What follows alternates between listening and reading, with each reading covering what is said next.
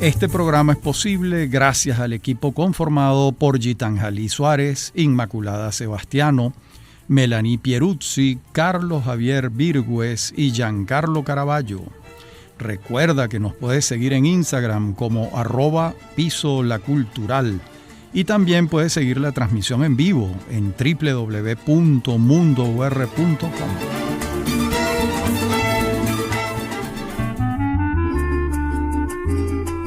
Bienvenidos todos a Venezolanos, un programa sobre el país y su historia. Y llegamos al capítulo número 14 y último de esta serie que hemos venido desarrollando, titulada Cronología Republicana 1810-2010, una cronología que cubre 200 años de vida republicana en Venezuela y una cronología que ha atendido aspectos políticos, históricos, económicos, culturales, de ingeniería, de comunicaciones, etc. No es solo una cronología política, sino que ha contemplado otros hechos de importancia para la vida venezolana en estos 200 años, de 1810 al 2010. Y así es como llegamos al año 2000. En el capítulo 13 concluimos con el deslave de Vargas entre el 5 y el 20 de diciembre, cuando se produjeron unas precipitaciones inusuales en la franja costera central del país en el año 1999. Y ahora en el año 2000, el 19 de agosto, tenemos que se juramenta Hugo Chávez de acuerdo con la nueva Constitución Nacional. Sobre la base del nuevo texto constitucional se convocaron a elecciones presidenciales de gobernadores y alcaldes y de diputados a la Asamblea Nacional, y esto ocurrió el 30 de julio del año 2000. La oposición halló en el gobernador del Zulia, Francisco Arias Cárdenas, el contrincante de Chávez. Se dio la circunstancia que los dos candidatos que polarizaron los comicios eran ambos hijos de la intentona del 4 de febrero de 1992. Cifras muy similares a las de 1998, es decir, cifras muy similares a las de un año y medio antes. Chávez obtuvo el 59,76% de los votos, Arias Cárdenas el 37,52%, Claudio Fermín el 2,72% y la abstención subió a 43,69%. De modo que las cifras similares son casi todas muy parecidas, salvo la abstención que subió un poco. Y en el universo regional el cuadro cambió notablemente, ahí sí hubo cambios importantes. El movimiento Quinta República o MBR obtuvo 11 gobernaciones, el MAS obtuvo 4, el PPT, Partido Patria para Todos, obtuvo 2, lo que sumaba un total de 17 gobernadores a favor del gobierno de Hugo Chávez. Acción Democrática alcanzó 2 gobernaciones, Proyecto Venezuela 1, y COPEI 1, y Convergencia 1, y Un Nuevo Tiempo 1 también. Permanecían los liderazgos locales y desaparecían los menos fuertes, los menos consolidados de los liderazgos locales. La Asamblea Nacional estaría a partir de ahora compuesta por el 44,38% de diputados de los partidos que formaban el gobierno, el 16,11% de AD, el 6,94% de Proyecto Venezuela, el 5,10% de COPEI y el 5,03% del MAS, entre otros partidos, pero que no vamos a mencionar porque sus porcentajes son muy pequeños. A todas luces venía construyéndose una nueva hegemonía política, integrada por las fuerzas afectas al proyecto político del presidente Hugo Chávez. Y habiéndose juramentado de nuevo el 19 de agosto del año 2000, el Tribunal Supremo de Justicia dictaminó el 4 de abril del 2001 que el periodo de 6 años comenzaba el 10 de enero del 2001. Es decir, el sexenio se inició ese día y concluiría en enero del año 2007, con elecciones presidenciales en diciembre del año 2006. Y bueno, hemos terminado el siglo XX, un siglo que los venezolanos nacidos en esa centuria no imaginaban lo fértil que iba a ser en convulsiones sociales y en violencia política del siglo XXI. Quizás esos venezolanos del siglo XX pensaron que el caudillismo era una patología del siglo XIX, pero al parecer no. Estaba allí diciéndole al país que la sola renta petrolera no bastaba para alcanzar métodos de convivencia política civilizada, y que si la democracia no se acompañaba de pedagogía política actuante, permanente, la vuelta al pasado era cuestión de tiempo. Tampoco imaginaron esos venezolanos que la democracia liberal representativa, lograda a lo largo de la centuria anterior, en la siguiente sería suplantada por un intento de democracia directa o democracia protagónica, como también se le ha denominado. Tampoco imaginaron que la economía de mercado se intentaría sustituir por una economía socialista. Y esto no lo imaginaron porque era evidente después de la caída del muro de Berlín en 1989 y la desaparición del socialismo real, que la economía centralizada, la limitación de las libertades políticas, la limitación de las libertades económicas en el mundo, pues solo habían traído pobreza, desabastecimiento y una ristra de calamidades.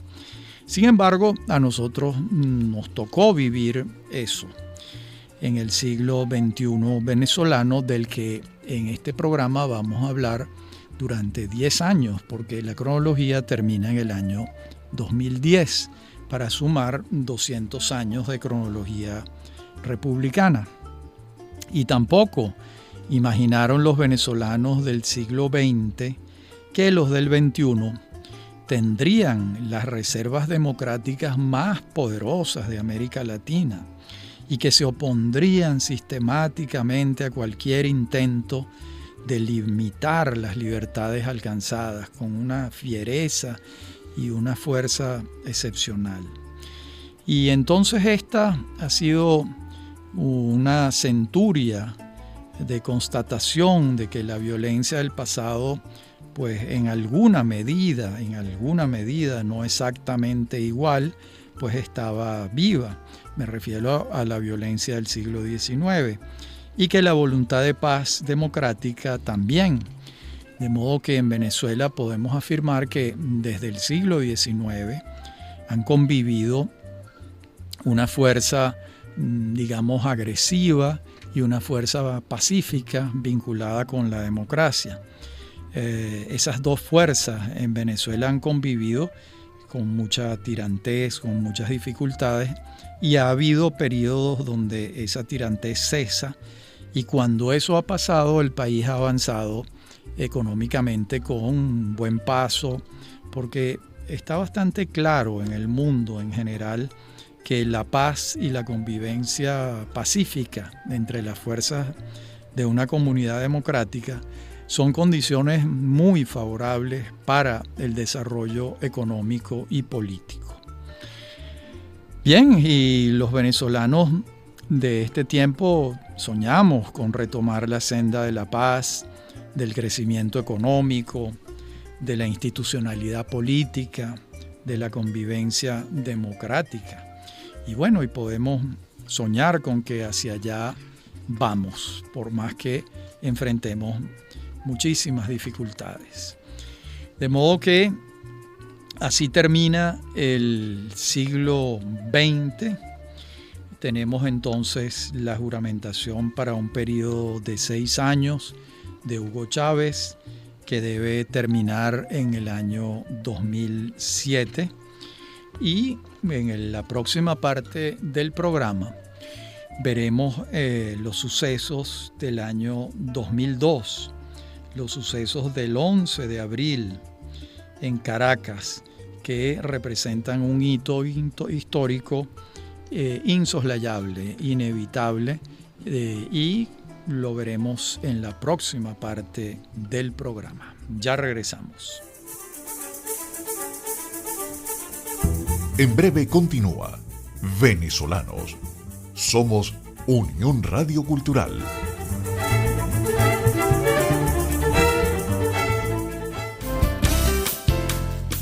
Estás escuchando Unión Radio Cultural. Este y otros programas de Venezolanos los puedes oír en formato podcast a través de Anchor.fm. Para alguna sugerencia sobre este espacio, pueden escribirnos al correo rafaelarraiz@hotmail.com. Somos Unión Radio Cultural.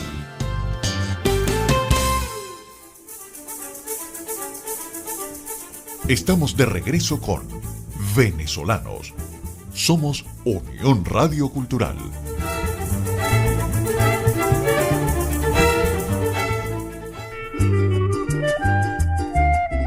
Bien, y como les decía antes, veremos los sucesos del 11 de abril del año 2002. La marcha convocada por todos los sectores de oposición parte del Parque del Este, hoy en día Parque Generalísimo Francisco de Miranda, aquí en Caracas, y se espera que concluya en Chuao, enfrente del Cubo Negro, enfrente de una de las sedes de PDVSA. Y la concentración alcanzó, según cifras autorizadas, cerca de 1 millón de personas. La cifra es imposible de auditar, de demostrar, pero sí es evidente que se trató de la concentración pública probablemente más grande que ha habido en la capital de la República. Bueno, estas personas, una vez que llegaron al Cubo Negro, decidieron seguir hacia el Palacio de Miraflores, la sede del Poder Ejecutivo, con el objeto de presionar al gobierno.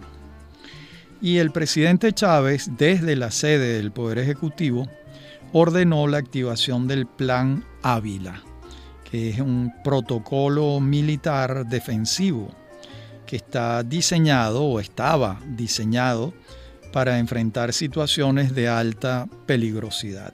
Diseñado por las Fuerzas Armadas venezolanas, por supuesto.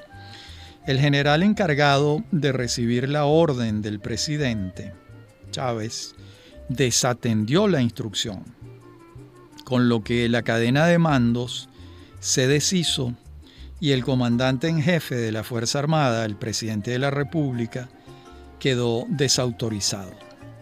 Mientras tanto, los enfrentamientos armados en las inmediaciones del Palacio Presidencial iban dejando un saldo de un número de muertos y alrededor de 100 heridos. El número preciso de muertos, la verdad es que es difícil saberlo.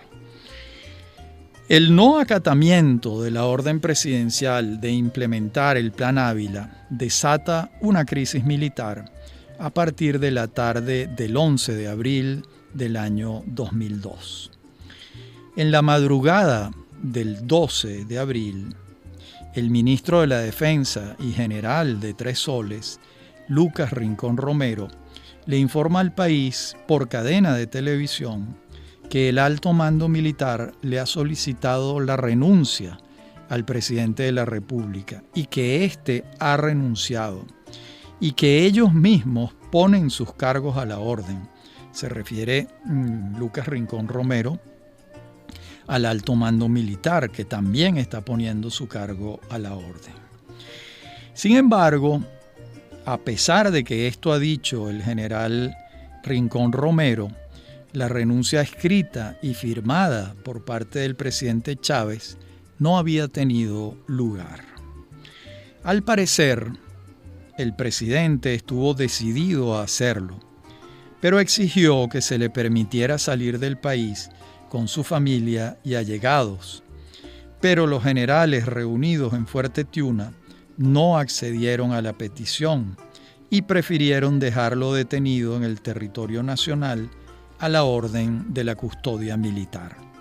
Todas las fuentes refieren esto que acabo de decir, este episodio del generalato reunido en el Fuerte Tiuna, este episodio de Chávez que ofrece renunciar pero que se le permita salir del país con su familia y allegados.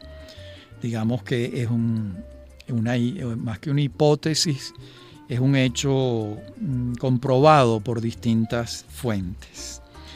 Y también el hecho de que al no recibir una respuesta afirmativa a sus peticiones, el presidente Chávez no firmó la renuncia. Con esto se creaba un problema constitucional del que no se advirtió su magnitud, ya que al no hacerlo y no haber abandonado el país, no podía invocarse su abandono del cargo como expresión de renuncia. Este es un tema constitucional y legal que la gente desestima, les parece que son problemas menores, pero no. En los momentos de crisis políticas agudas en los países, los temas constitucionales y legales pesan mucho. Bueno, y así fue como en este limbo constitucional asumió la presidencia de la República sin que nadie lo hubiera elegido para ello el presidente de Fedecámaras entonces, Pedro Carmona Estanga. Desde el Palacio de Miraflores disolvió a la Asamblea Nacional y al resto de los poderes públicos, rodeado por el alto mando militar que había desatendido las órdenes de implementación del Plan Ávila. La situación era a todas luces inconstitucional. La Carta Magna dice que ante la ausencia del presidente de la República, asume el vicepresidente, que entonces era Diosdado Cabello, y este estaba obligado a convocar a elecciones en 30 días. Eso es lo que dice la Constitución Nacional.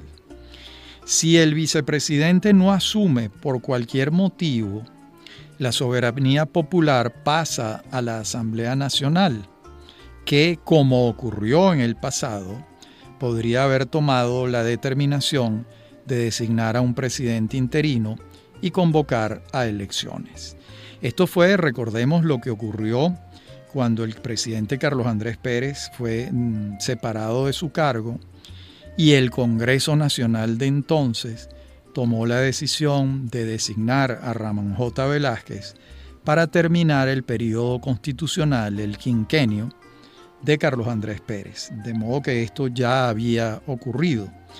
Y esto era lo lógico porque la soberanía, el poder del pueblo está mayormente expresado en el poder legislativo, llámese Asamblea Nacional, llámese Congreso Nacional, llámese Parlamento.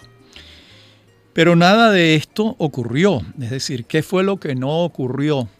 Que la Asamblea Nacional tomara una decisión ante la ausencia del vicepresidente de la República. Por el contrario, Carmona Estanga pues se extralimitó en sus aspiraciones sobre la base de una información dada por el general Rincón, en la que informaba de la renuncia del presidente de la República. En todo caso, incluso en el caso de que el presidente de la República hubiese firmado su renuncia, la soberanía regresaba a la Asamblea Nacional y era esta la que tenía que tomar las decisiones, no el presidente de Fede Cámaras. Por su parte, el general Raúl Baduel, al mando de las fuerzas leales al gobierno en Maracay, comenzó a presionar para que se respetara el hilo constitucional. Y los generales que habían roto la línea de mando no hallaron mejor restitución del hilo constitucional que aceptar el regreso del presidente Chávez al poder. Entonces fue traído desde la base naval en la isla de La Orchila y le fue entregada la presidencia de la República por parte del vicepresidente, quien sí entonces había hecho acto de presencia. Este hecho, por cierto, es muy discutido por los constitucionalistas, ya que señalan que una vez asumida la presidencia por el vicepresidente, no es posible retornarla de la manera en que lo hizo, sino mediante otros pasos constitucionales que no estaban previstos. El 14 de abril, Chávez retorna al Poder Ejecutivo ante el desconcierto de la oposición y, por supuesto, la alegría de sus seguidores. El 14 de agosto de ese año 2002, el Tribunal Supremo de Justicia dictó sentencia en torno a todos estos hechos, indicando que no había tenido lugar un golpe de Estado, sino un vacío de poder. Sin embargo, en el año 2005, la sentencia se hizo revisar 3 años después, una vez que la correlación de fuerzas en el tribunal varió. Pero esto lo vamos a ver en la próxima parte del programa. Ya regresamos.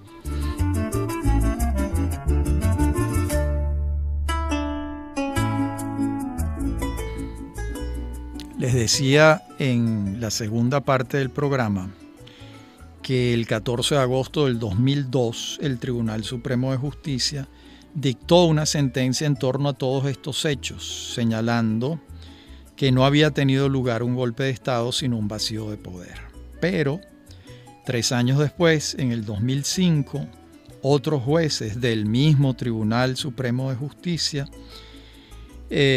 cambiaron la sentencia. La sentencia fue anulada, apoyándose el criterio del Ejecutivo de entonces de que se trató de un golpe de Estado y no de un vacío de poder.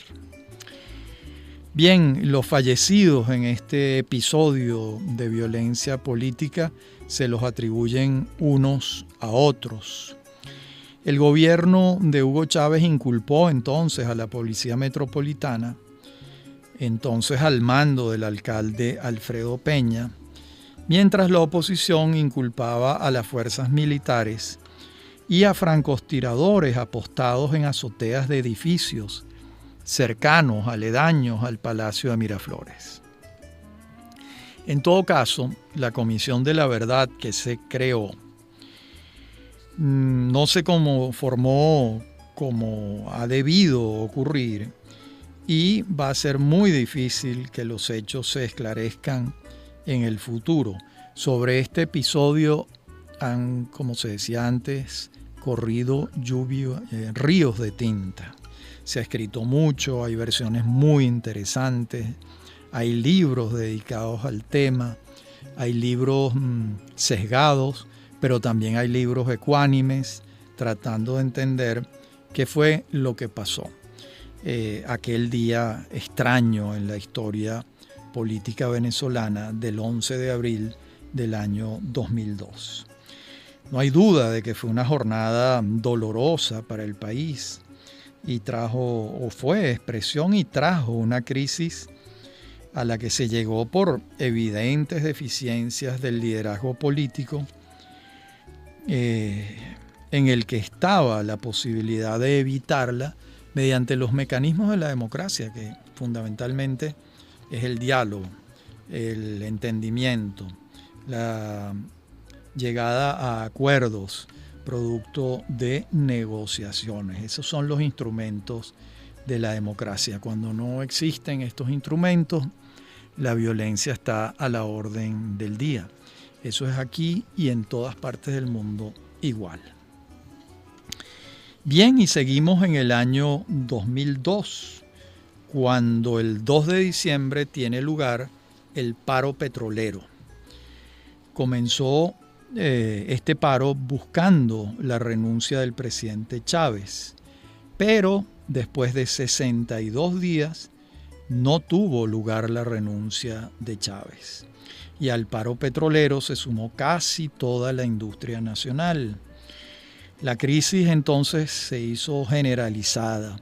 La escasez de gasolina se tornó crónica hasta que el gobierno pudo retomar la industria petrolera a finales de enero del 2003 y despidió el presidente Chávez a cerca de 20.000 trabajadores que se habían sumado al llamado de la huelga.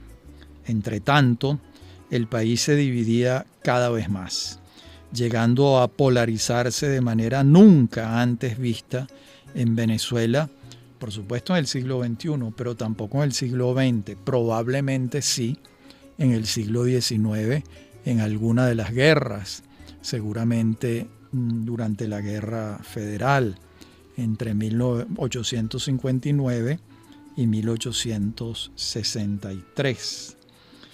Bueno, los niveles de popularidad de Hugo Chávez habían bajado ostensiblemente.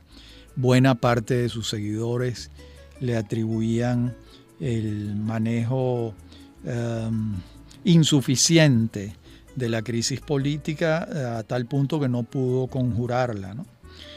La oposición, por su parte, buscó adelantar un referéndum revocatorio, pero este solo pudo convocarse, de acuerdo con lo pautado por la Constitución Nacional, para agosto del año 2004, porque se tenía que llegar a la mitad del periodo constitucional, que a partir de la Constitución de 1999 pasó de ser de 5 años a 6 años. De modo que la mitad del periodo, si Chávez había comenzado su periodo en enero del 2001, la mitad del periodo era en el 2004. Por supuesto, el gobierno buscaba ganar tiempo y para eso desarrolló un conjunto de políticas que tendían a mejorar la situación del gobierno de Hugo Chávez en las encuestas, de manera de enfrentar un referéndum revocatorio en condiciones favorables para él. Este referéndum tuvo lugar el 15 de agosto del año 2004, ya con mejores índices de popularidad por parte de Chávez, y el resultado entregado por el Consejo Nacional Electoral arrojó un 59,06% a favor de la permanencia de Chávez en el gobierno y un 40,64% en contra. Un sector mayoritario de la oposición denunció un fraude electoral, pero hasta la fecha no ha podido demostrarse plenamente.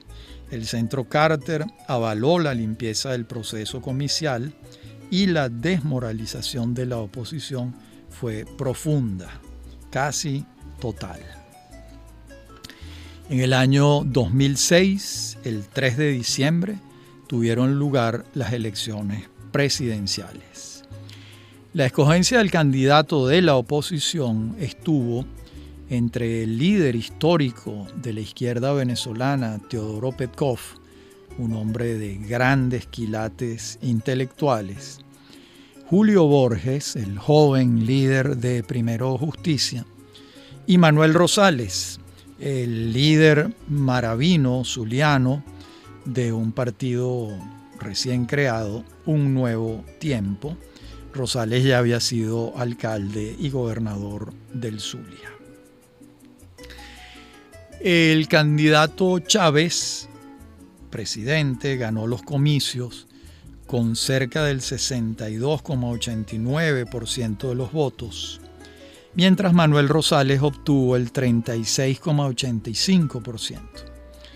Unas cifras muy parecidas a las arrojadas por las elecciones presidenciales de 1998 y del año 2000, aunque con un crecimiento de 6 puntos porcentuales por parte de Hugo Chávez. Pero estas cifras indicaban la partición del electorado en casi 2 toletes inamovibles. El periodo presidencial a ejercer por el presidente Chávez se inicia en el año 2007 y concluye en el año 2013, de acuerdo con lo pautado por la Constitución Nacional de 1999.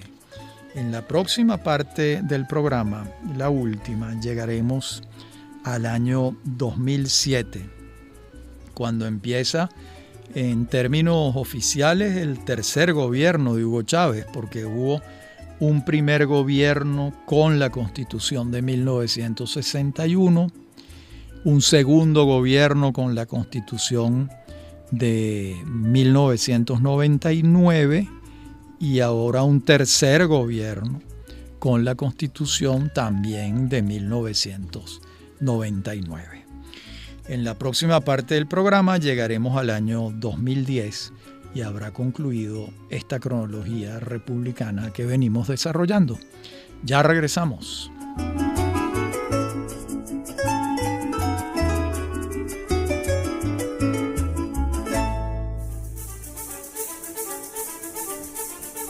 En breve continúa Venezolanos.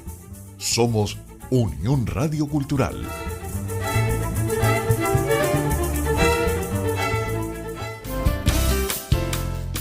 Estás escuchando Unión Radio Cultural.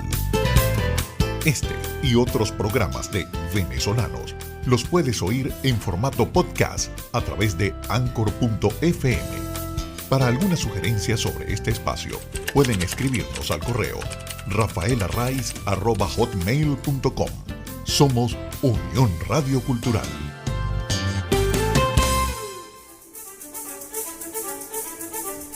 Estamos de regreso con Venezolanos. Somos Unión Radio Cultural.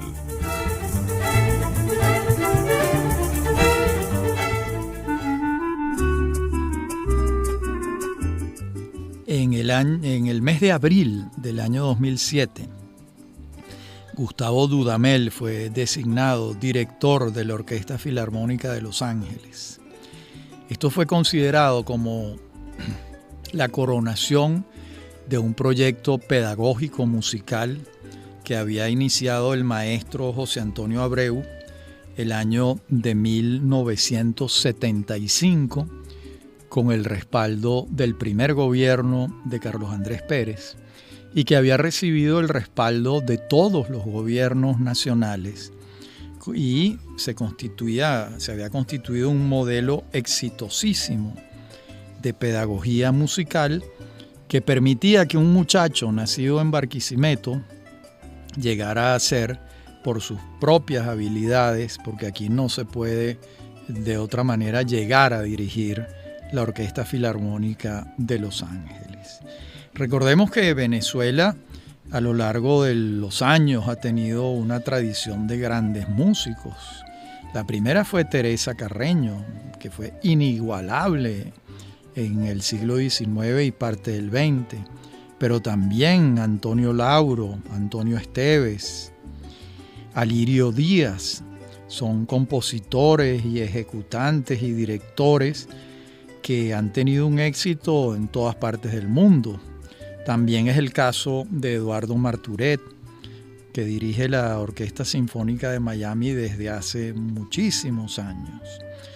Dudamel, un muchacho de Barquisimeto, como les dije antes, nacido en 1981 y formado íntegramente en el sistema de orquestas nacionales, juveniles e infantiles de Venezuela. Bueno, este año llega a blandir la batuta en las mejores orquestas del mundo. Su talento y su desempeño le han valido los más grandes elogios de la crítica especializada. Bueno, obviamente, como les dije al principio, es el emblema del sistema de orquesta fundado por el maestro Abreu Y sin duda alguna, el venezolano que ha llegado más lejos en el mundo de la dirección orquestal en el planeta es Gustavo Dudamel, y eso comenzó a hacerse evidente en abril del año 2007. Y el 27 de mayo de ese año, el jueves 28 de diciembre del año 2006, el presidente Chávez había anunciado que el gobierno no le renovaría la concesión de televisión a Radio Caracas Televisión, RCTV, y que esta concesión expiraba el 27 de mayo del año 2007. Bueno, y no valieron las protestas de amplios sectores de la sociedad venezolana ante la medida gubernamental, y ese día se apagó la señal de RCTV, una señal que estaba en el aire desde el 15 de noviembre de 1953. Las razones que adujo el gobierno para la no renovación de la concesión se centraron en la supuesta participación del canal en los hechos de abril del año 2002. Y el 2 de diciembre del año 2007 tiene lugar una victoria estudiantil en el referéndum constitucional. El referéndum había sido convocado a instancias del presidente Chávez y tuvo lugar el 2 de diciembre.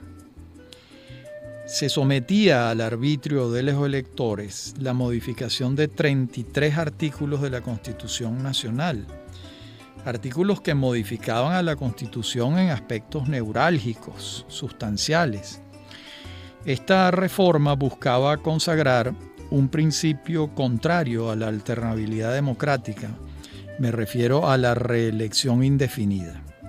El gobierno perdió la consulta por un estrecho margen y cerca de 44% de abstención, o sea que quien más votos sacó en esta historia fue la abstención, con un 44%. Entonces la victoria de la oposición se le atribuyó a la activación de los estudiantes, que se manifestaron en contra de la instauración de unas reformas en lo económico socialistas y en lo político continuistas, como se decía en el siglo XIX. Y el 15 de febrero del año 2009 tuvo lugar otro referéndum acerca de la reelección indefinida, que era el epicentro de la reforma constitucional. Y esa vez, 2 años después, el gobierno de Hugo Chávez sí ganó el referéndum y se estableció la reelección indefinida. Y llegamos así al último año de estos 200 años, que es el año 2010, cuando el 26 de septiembre tuvieron lugar elecciones parlamentarias. Y después del retiro de los candidatos de oposición en las elecciones parlamentarias del año 2005, un error a todas luces cometido en aquel momento, esta vez en el 2010 sí se presentó a las elecciones parlamentarias.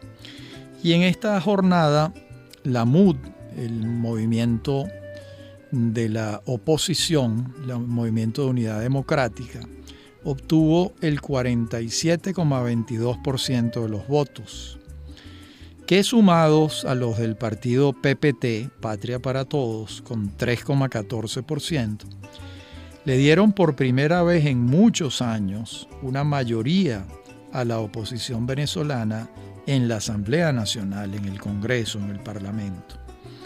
Esa mayoría era de 50,36%. Y estas elecciones tuvieron lugar con los precios del petróleo muy altos. El promedio del año 2010 fue de $82 por barril. Es decir, aquí la campanada para el gobierno fue importante, porque si con unos precios del petróleo tan altos y recibiendo unas cantidades de dinero astronómicas, siderales, Nunca antes en esas magnitudes el gobierno perdía por estrecho margen unas elecciones en la Asamblea Nacional. Bueno, pues algo estaba diciéndole el país al gobierno de Hugo Chávez. Hasta aquí nuestra cronología republicana de 1810 al año 2010. En alguna otra oportunidad probablemente haremos los 16 o 17 años, quizás el año que viene, restantes, años muy complejos y muy interesantes para la Venezuela republicana. Pero aquí hemos querido abarcar estos 200 años, desde aquel 19 de abril de 1810, cuando fruto de la crisis del mundo hispánico por la destitución de Fernando VII y la coronación de José Bonaparte en sustitución de él, tuvieron lugar el inicio de los movimientos independentistas de la América Latina, de América del Sur.